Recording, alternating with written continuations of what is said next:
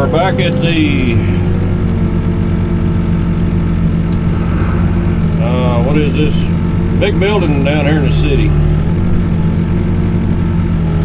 So we're going to be digging out an elevator pit, and we're going to do this one a little different than normal. What we're going to do is dig down 4 feet, and we're going to over dig it about, I think they laid it out 2 feet wider. So we're going to dig down 4 feet deep and 2 feet bigger each way. And on this hill here, we're just going to take this bank out.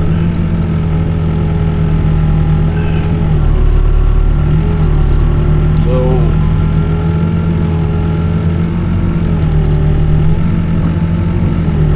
after we get this dug out, we will come back in and they'll lay out the footing for the basement.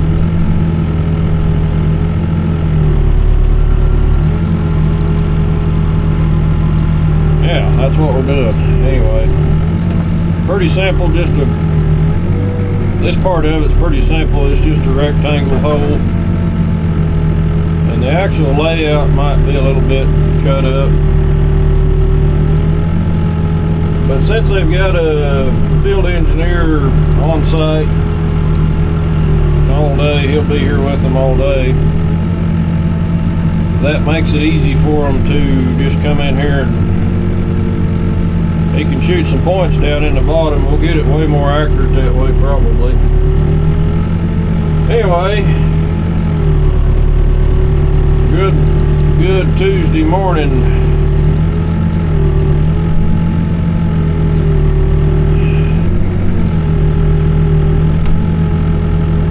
So this is day 2 of this job. Yesterday we dug some exterior footings and a few interior pier caps and footings. Like I say, today we're just going to concentrate on an elevator pit, knock it out.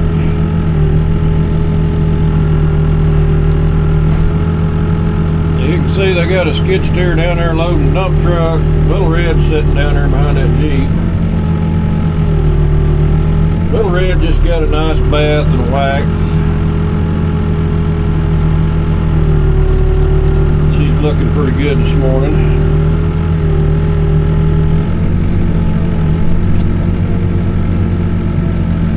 So Lil Red, I've owned that truck. I'll probably tell this story more than I ought to, but I've owned that truck since 1998. It's a 73 model. W923. That truck actually came from the factory with single axle. Pretty much set up just like it is. A lot of single axle trucks you see are conversions. They take a tandem and swap things around, but the frame has never been cut on that truck. It's never been shortened or lengthened, or it's a pretty nice old steel frame truck. When I bought it, it was at a junkyard, and it was ugly for a lot of years.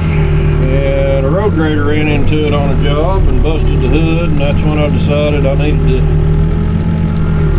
spend some money, and so I found another hood, took it to a body shop that said they could have it done in 3 weeks.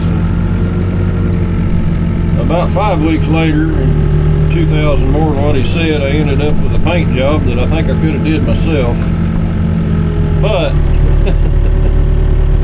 it looks better than it did. That's about all I know. Anyway, this is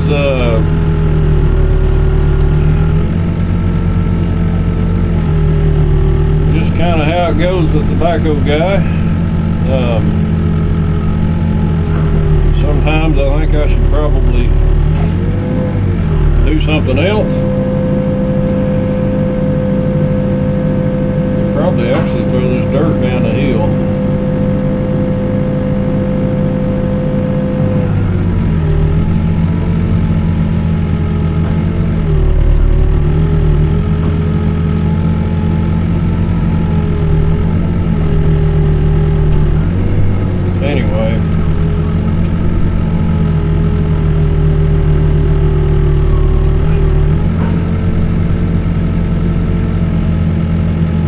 as a one-man show, this business is tough.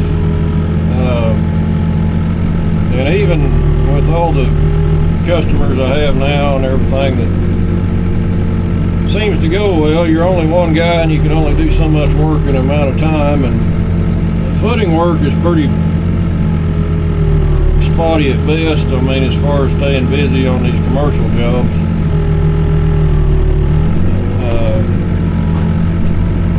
Anyway, I talked to, people that do the house footings. They're so cheap nowadays on how much they charge for them. I don't really want to go chase that work down. I mean, I'll do a house footing here and there, but it's usually a bigger custom home or something like that. But to try to go compete with the guys that digging with the Mini X, that's not really what I'm wanting to do. I mean, that's a tough way to make money. I don't know why they're all so cheap, but that's how it works. A lot of this business is people see equipment and they think it looks cool, they want to run it. And like me, hell, I'll work too cheap for too long probably. But I've managed to make it work. I've managed to be able to stay in business since '99. Hasn't always been easy. And sometimes nowadays it ain't always easy. So, you can figure things out, think you got a good plan, and it'll turn out different than what you thought. I do some dozer work every now and then. That kind of helps pay the bills.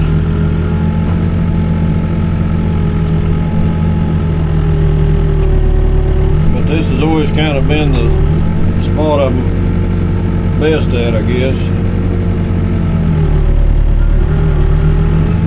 The thing I do best.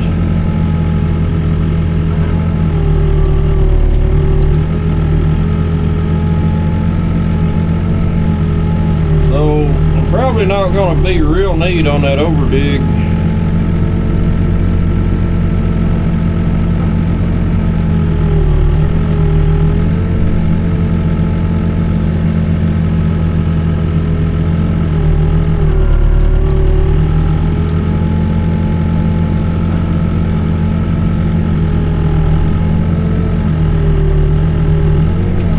But it's going to work.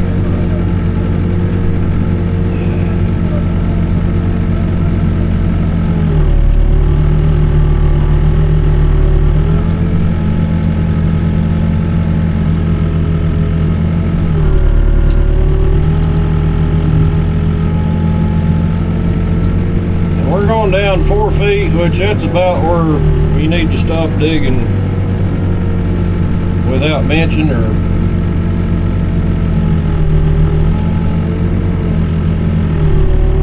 that kind of thing.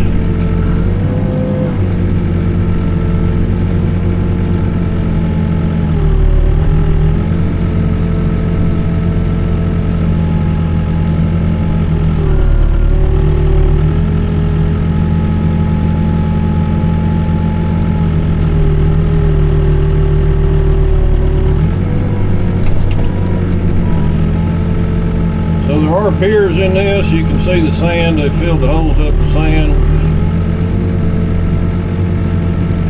I probably won't. 4 feet may not get us down to the top of that rebar. And the way we're doing this, I may have to dig part of it from down on the bottom side, part of it from up here on top. But that's where a extend the hose pretty handy to have. Long reach. We got our grade set here. Need to go down another 6 inches, 8 inches there.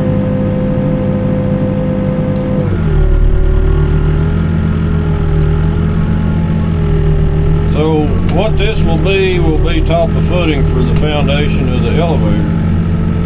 This grade we're digging. And then we'll have to come in and do the layout, and then we'll dig it down a little deeper.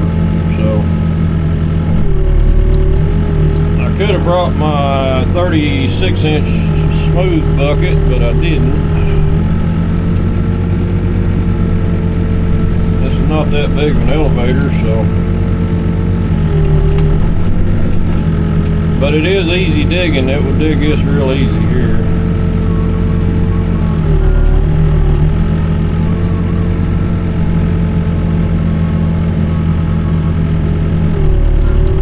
Anyway, back to Lil Red. That truck was white when I bought it. It was at a salvage yard.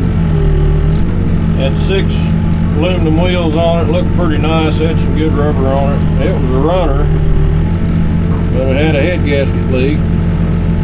I brought it home. Well, I went to pick it up, and old boy took the aluminum wheels off when I bought it. Dirty deal. I should have left it there, but it was. I think I paid $4,200 for that truck. He was asking $45, so he came off his price a little bit. And I brought her home, put new brakes, new airlines, got all the lights working. Spent quite a bit of time working on it. This is back when I worked for my dad, so in my spare time I was fixing that truck up to start my own deal. That was the plan. And I really intended to keep that truck until I was done digging, and so far it's working out. I knew if I bought a brand new one ton, that'd be, back in those days, they was probably $35,000, somewhere around there. But I knew I'd be replacing it every 4 or 5 years, so I knew that truck would hold up pulling a backhoe longer than any pickup would, and I was right. I mean, I have had to do some work on it. But when I pulled the heads off of it, I knew I had a problem because the liner depth wasn't correct, and it was spitting some water out of the liners a little bit on the top. But I patched it up, put some gaskets on it, and put it back together. Ran her for probably 2 years before she started shooting antifreeze out the side of the hood. Had antifreeze coming out everywhere. But what had happened was one of the liners cavitated, so it was just blowing straight compression into the radiator. So that's when I ended up having to do a major rebuild on it. And I was broke at the time. I mean, it was a struggle to make it work. I ended up having to borrow my dad's truck to get me moved around to the jobs I had going, and then every evening in my spare time I was rebuilding that engine, and chasing parts, just, you know, stressing out about not having enough money to rebuild it. And I did a lot of stuff right, but there's a few things I didn't do right, so it's always kind of had a problem with keeping the head gaskets from leaking. Part of that problem started when I didn't put the, yeah, we gotta go down another 6 inches probably. I didn't put new head bolts in it, and I should have. I couldn't afford them. I didn't put new rocker arm bushings in it like I should have. So it's had head gasket leaks ever since I rebuilt it, pretty much.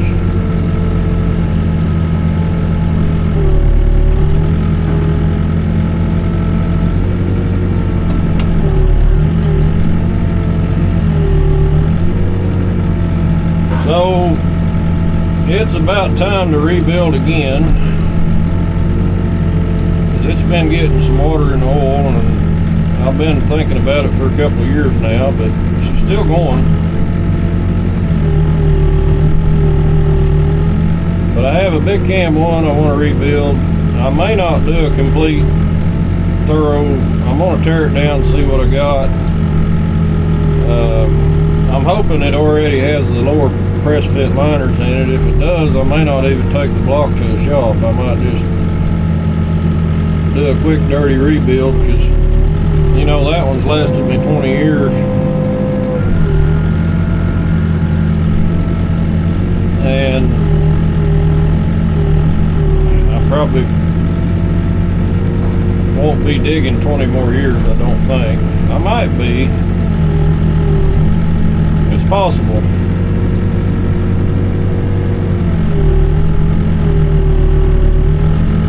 So I figure if I can get it good enough to run clean,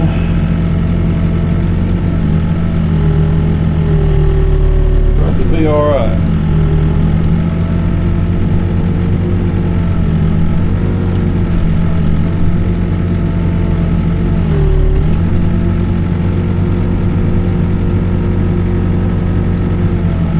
Should be getting close there. Alright, we got grade. You notice I kind of eased down to it. I didn't want to over dig this, because it's just going to make for a nasty looking dig if I do. Better to leave it just a little bit high when you're doing something like this.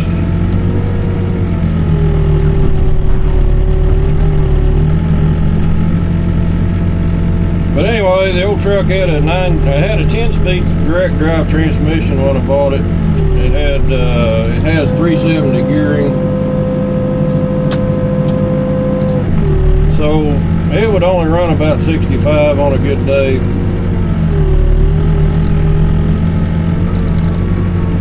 So I found a 15-speed and put in it, and that's a little bit more gearing than I needed. 13 would have been better. The overdrive on a 15 is a little bit tall, but for the light loads I'm carrying, it does all right. I think I've had it up to 96 before. I was just one of them days I felt like seeing what it'd do. It was still climbing. It'd probably do 100 if I wanted. I wasn't loaded. I had a trailer on, but no load when I did that. It was not smart. I don't recommend it.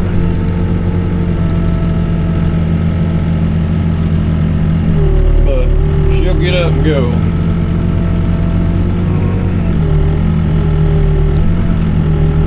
So running 70 mile an hour speed limit's pretty easy for it. There's some steel.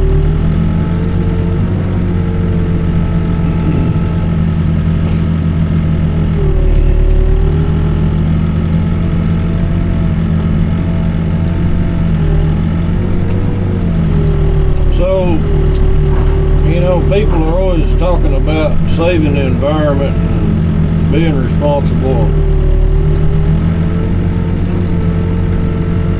I kind of think if you can keep a truck for 25 years and it doesn't have to go to the junkyard, you don't have to go buy a new plastic one, that you probably are a little bit environmentally friendly. Sure, it burns a lot of diesel. It doesn't smoke much. If you've seen videos of it running, she actually burns pretty clean. So it's not like I've got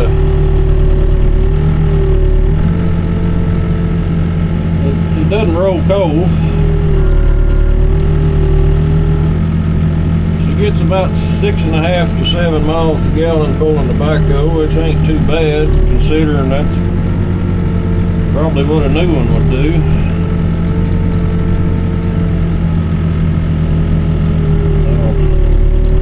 So, anyway, good little truck.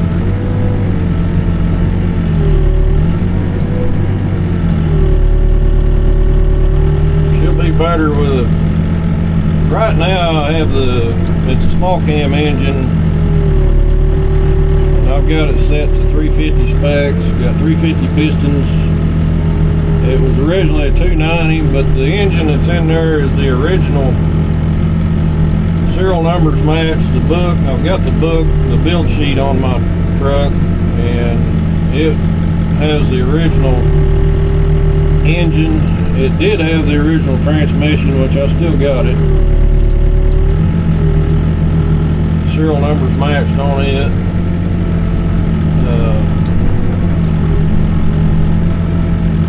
The truck was built for Johnson Trucking out of Missouri, I believe.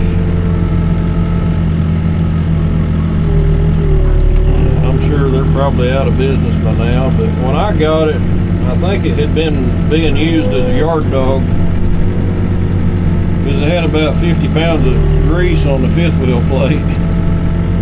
So it was like it had been switching trailers in the yard or something.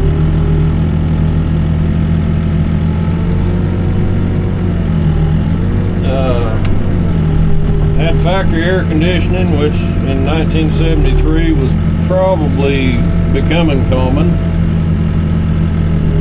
It originally did not have power steering, but when I bought it, somebody had put a power steering setup on it. So air conditioner, power steering, what else you need? Air conditioner still works. I keep it going.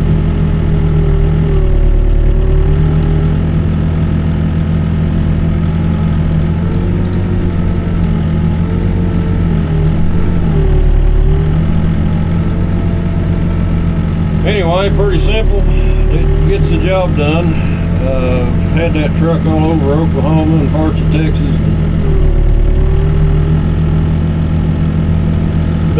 Been all the way out to Guyman, Oklahoma with it a few times.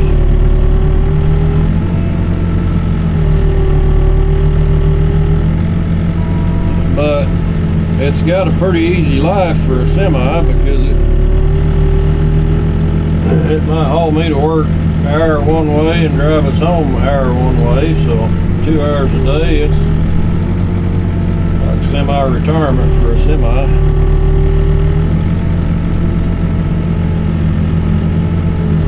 It is semi-retirement, isn't it?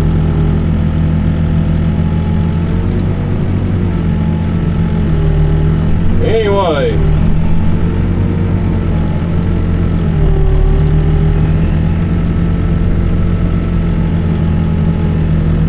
a lot of things I probably did wrong, but I would say the Kenworth is probably one of the best decisions I ever made, buying it.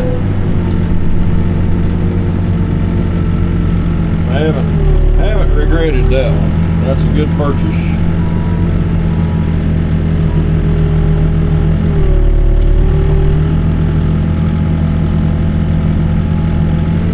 So Pier Driller's shooting holes over here on more of the exterior footing.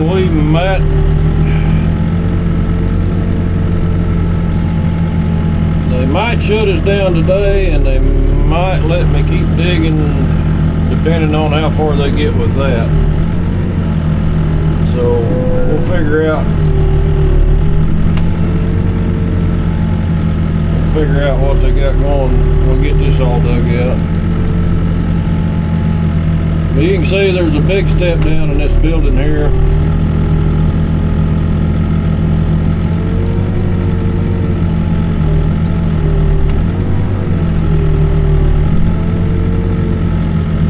I think there may be 2 elevators. This elevator probably won't go to the bottom floor, I would guess. Because if that was the case, it would have to go down another 6 or 8 foot deeper than bottom floor, I think. I don't know. I'm not an elevator man. I know there's different types of them, but normally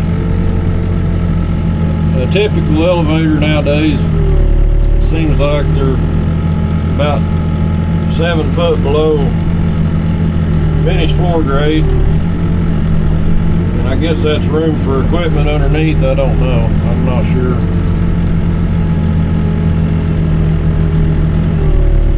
Haven't never installed an elevator, but I've done a lot of pits for them.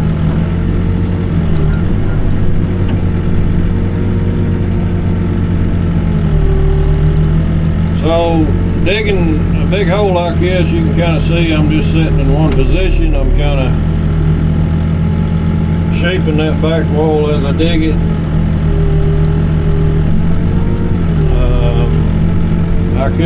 I can trim it up, but you know,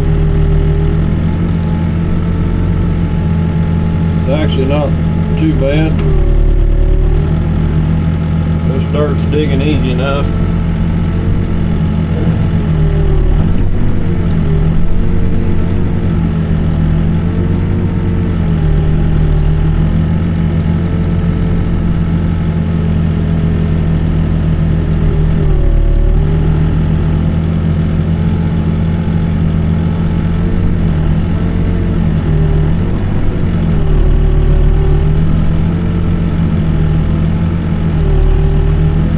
So I figure worst case scenario, if things don't work out for me someday,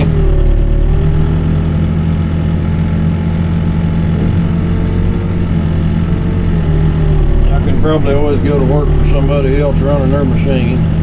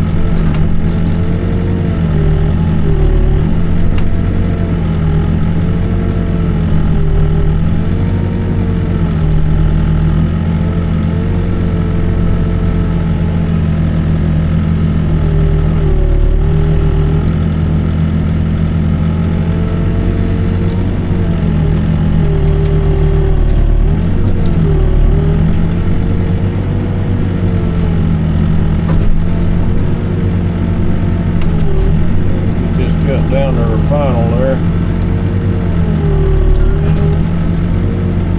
Pretty easy to see it once you get started.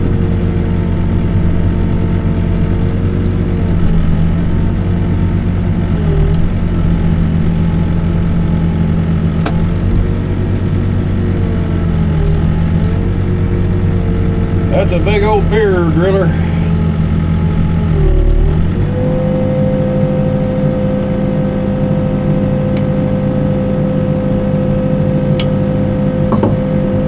Needs to go down an inch or two. He said we're close enough.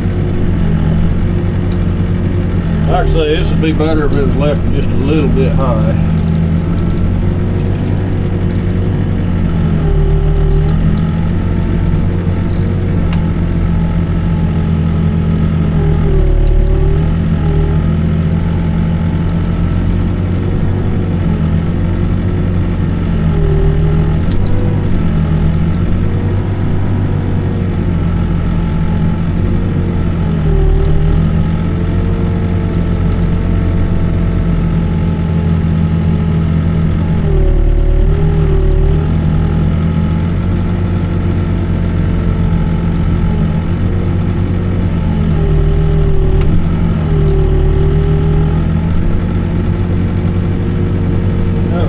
more coming up the hill. Rod busters are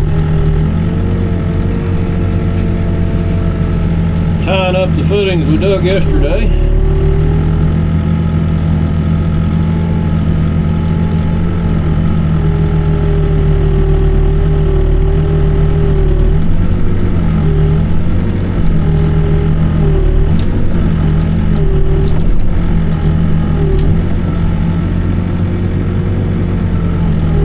Thing that really keeps me going, and this is the part about the job that I love, is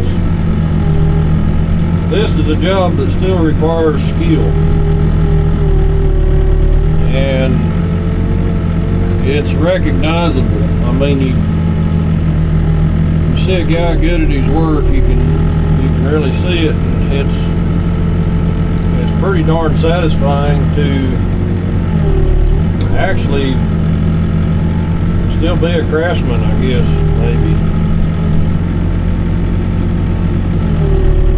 Because sometimes you look at jobs nowadays and it's just a job. It's just something anybody can do it. All you gotta do is show up. And there's a certain feeling you get from actually doing quality work and being recognized as one of the best. Whereas maybe not the best, but being good at what you do. I mean, so not a lot of jobs anymore are that way.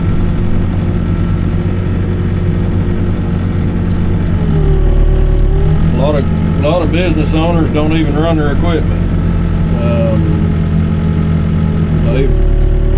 They're good at running businesses. Well, I'm really not that good at running a business. I'm pretty good at running equipment. So, as a businessman, yeah, I probably fail. But making it,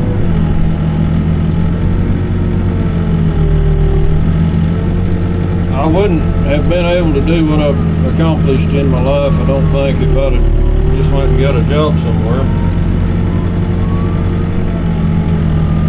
There's good and bad times, but the good times seem to get you ahead enough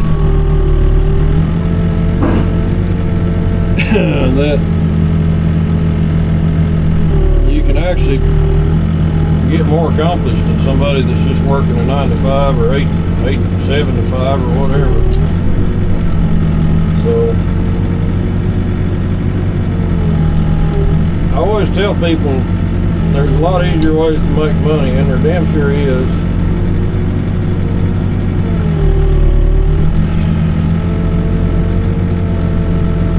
But when I look around, I see a lot of unhappy people doing things they don't want to do, beating their bodies up. So this job will be changing quite a bit. Once they get done drilling piers, they're going to build a parking lot down there, they said. We've got 2 buildings to dig out.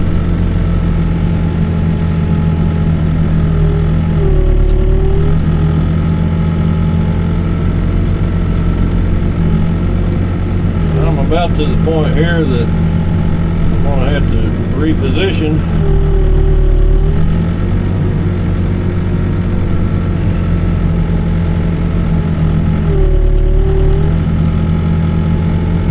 It's pretty easy to stay ahead of the skid steers when you're hogging out a big hole, I guess.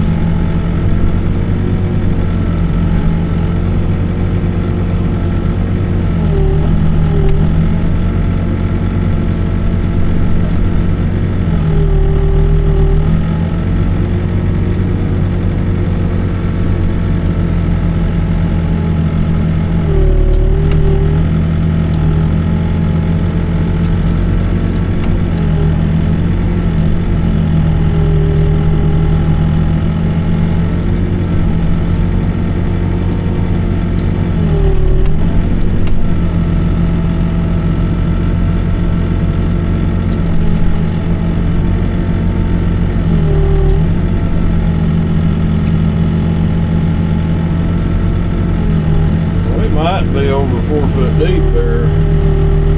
About 4'6", looks like.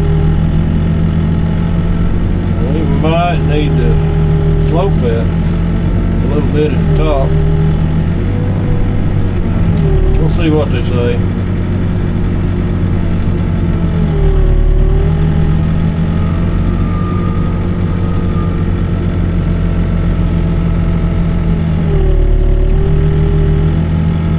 Concrete showing up. They're going to probably direct pour these piers.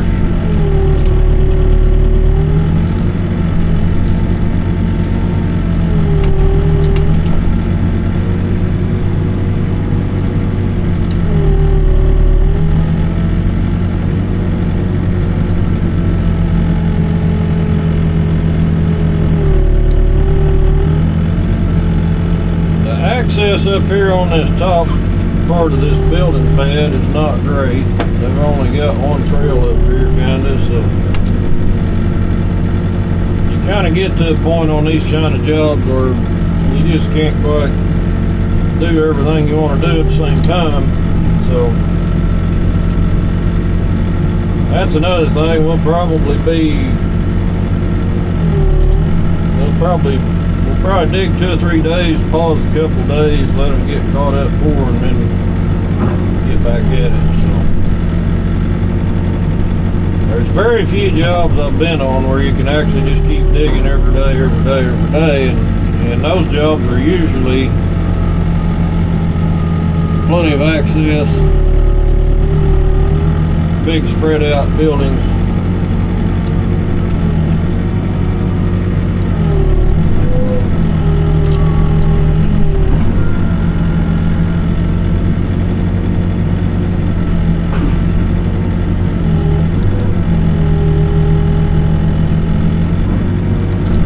There again, that's one of the things that's frustrating about footing work is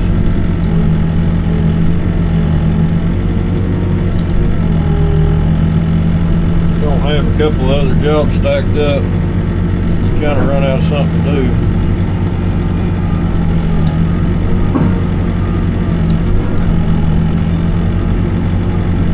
Anyway, it's part of it, you gotta learn to live with it.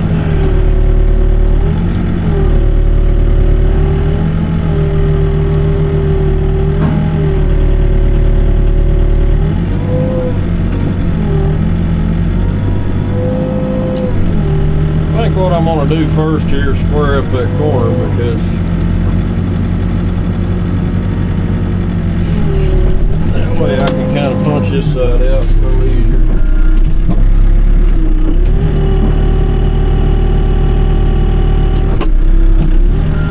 And we'll get a different view of the job. A little bit.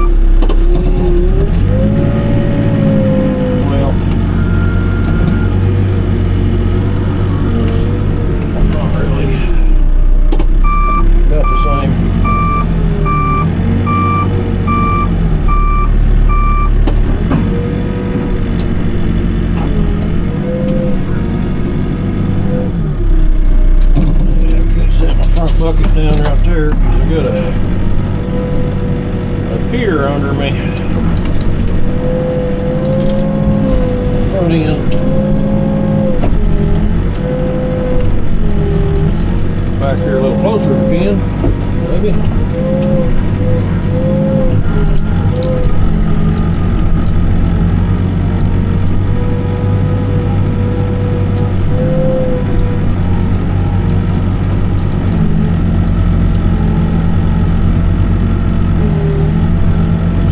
Dirt on the top side.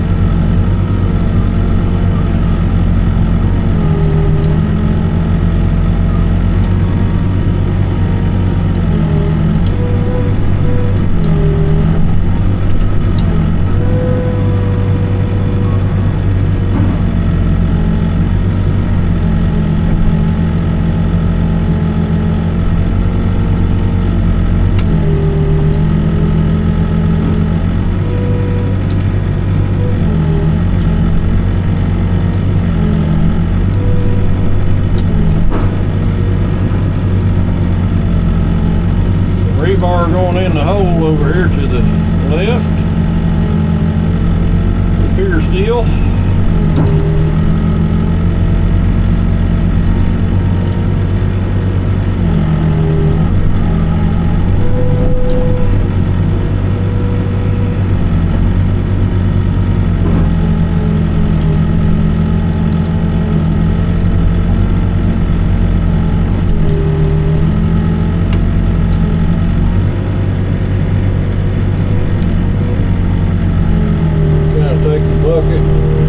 Wipe the crumbs off of that edge over there a little bit, straighten that up, make it look a little nicer.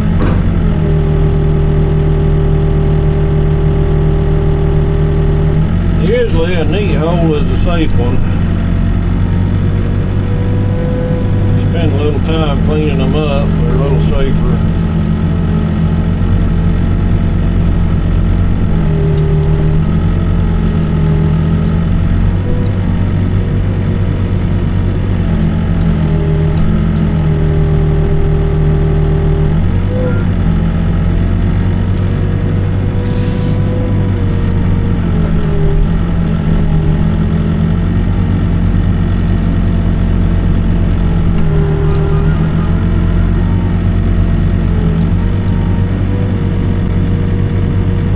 Busy job site. Well, I've seen busier ones, but this is like the sweet spot of the job right here. It's before the trades start coming in, putting in plumbing, and electricians are here. This is the enjoyable time. It gets really hectic whenever when all the trades get out here and get started.